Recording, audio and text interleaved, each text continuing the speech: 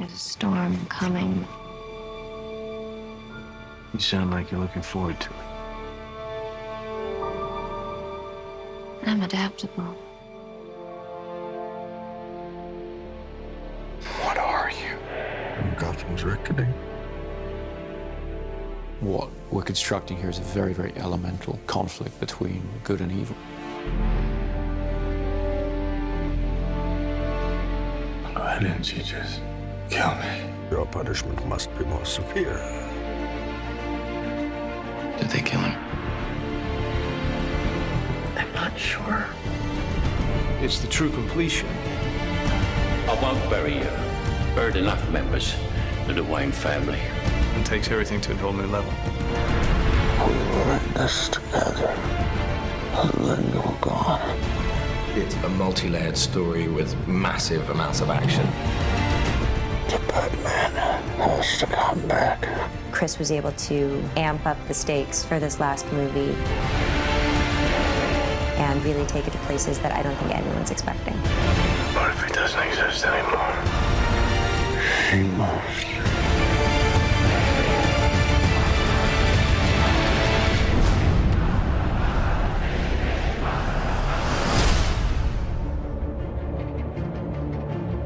At the beginning of The Dark Knight Rises, we find a Bruce Wayne who's been damaged by his experiences as Batman. You are as precious to me as you were to your own mother and father. I swore to them that I would protect you, and I haven't. How much longer can he allow this pain to control what he does with his life? Alfred feels that it's his duty to help him find a way to put it behind him. You're not Batman anymore. It's about 8 years that Batman has been missing.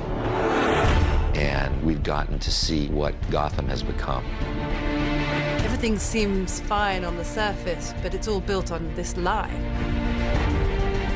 I am the main sort of facilitator of that.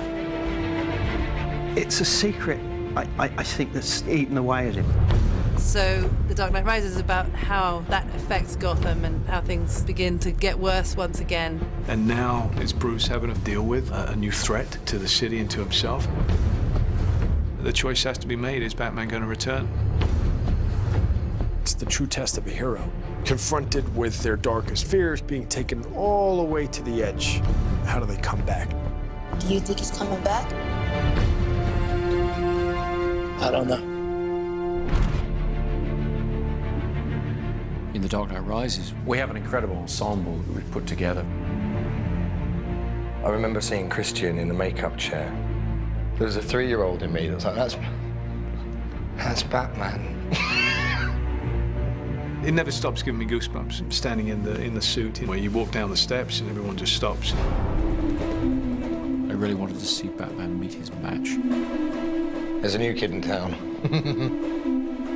This is the first time that Batman has come across anybody who is superior physically. Mr. Wayne. Wayne's not ready to be reasoned with. When Gotham is ashes, you have my permission to die. Some people want to watch the world burn, or Wayne's come to pull the pin on the grenade. Tom Hardy is an extraordinary actor. What Tom is able to do just with his expressions and his eyes, it's terrifying.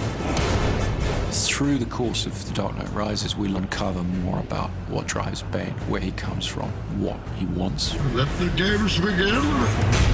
And none of it's good news. He made some mistakes. He's Kyle. Girls gotta eat.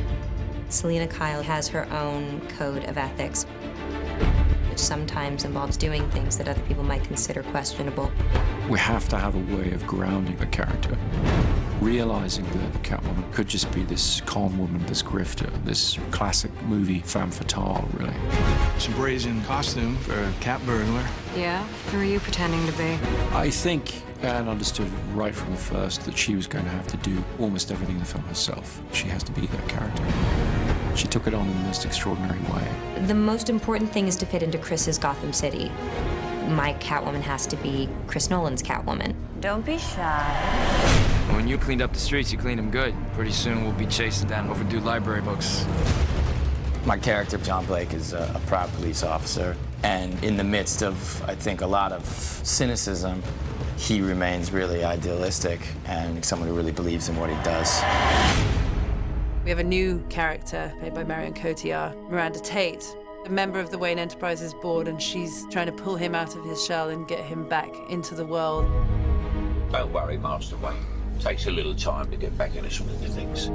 Alfred, as played by Michael Caine, has always been the emotional heart of these movies. You know what Alfred is? He is us in this incredible world. He's not tough like all the others. These conversations used to end with an unusual request. I'm retired. I would say Lucius is the brains. Yes, Mr. Wayne, it does come in black. But he also has grown to have a great fondness for Bruce. Lucius and Alfred. Between the two of them, we try to keep his moral compass pointed in the right direction. And Commissioner Gordon, to some extent, has been left on his own running the police in Gotham. Jim Gordon really is the conscience of Batman, isn't he? What's great with Batman's allies is that they really bring interesting questions that Bruce has to answer in his life.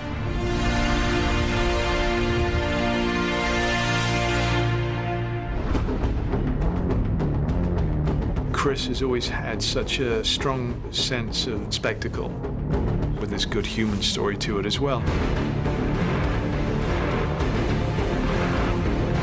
He turns those big action movies into something very intimate and emotional. You feel very close to all those people.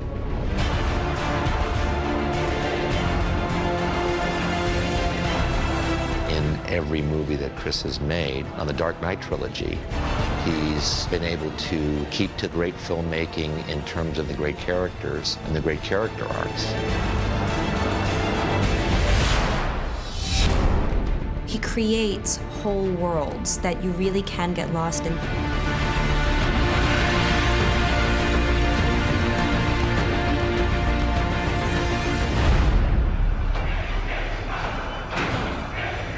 What does that mean? Rise. The Dark Knight Rises is certainly the biggest film that I've undertaken, by far. We really looked back to the silent era of motion pictures, when the image was paramount, when all you had was the scope and scale of the location, thousands of extras, that kind of thing. That's the kind of storytelling I was interested in exploring. Dark Knight Rises is about trying to get some of that romantic scale and modernism into it in a sort of epic way. We started the shoot in India, then we moved to the UK.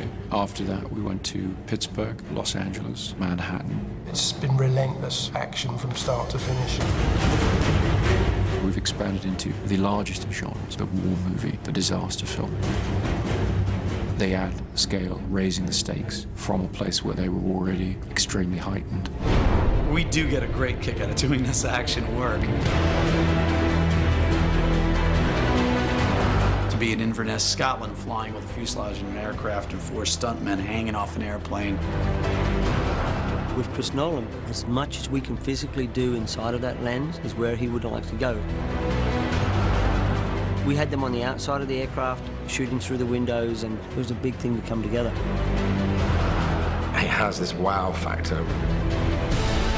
We're back at Carlington, which is this large hangar. You okay? Yep. A lot of the film takes place underground, so we've built a Gotham sewer system and we're pumping an enormous amount of water around it. We wanted to fulfill the promise of Batman Begins, which is that Wayne Manor will be rebuilt exactly as it was, but that the Batcave will be expanded and brought forward technologically. My mother warned me about getting into cars with strange men. This isn't a car. One of the biggest creations was the new flying vehicle, the Bat. It's a big insect. It's nearly 30 foot long and 17 foot wide. It needs to travel very fast up roads. It needs to climb up over buildings. Chris Corbould and Chris's designs are just phenomenal. It's a wonderful new gadget. We have a big stadium that we have to blow up. The Pittsburgh Steelers have kindly allowed us their stadium. We had almost 11,000 people turn up for one day's shooting to play fans of the Gotham Rogues. The biggest challenge is just the sheer scale of the operation that's going on. You know, we've got thousands of people in the stands, we've got multiple cameras, IMAX cameras. This is probably going to be one of the biggest, most demanding visual effects sequences in the film.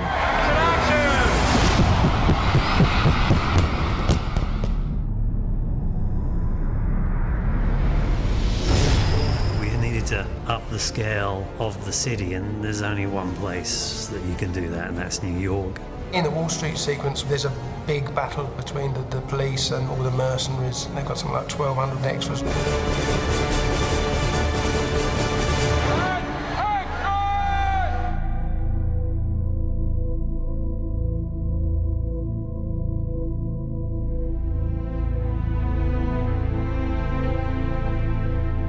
Chris really did want to shoot everything as real as possible, so there's no visual effects enhancing the amount of people that are in that scene.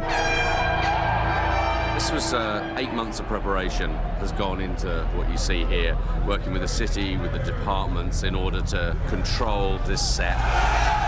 Seeing that many bodies in the middle of Wall Street fighting each other, even if it was controlled chaos, it's still kind of like, wow.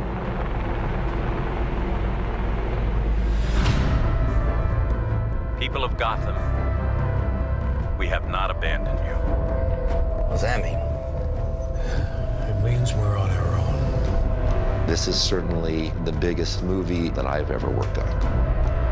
But then emotionally, it feels like something that a lot of people can tap into. It's wonderful. It kind of brings things full circle. You see only one end to your journey. Sometimes a man rises from the darkness. Every great story deserves a great ending, and we've really tried to be true to that. The Dark Knight Rises is our attempt to give that great story its great ending. We will destroy Gotham.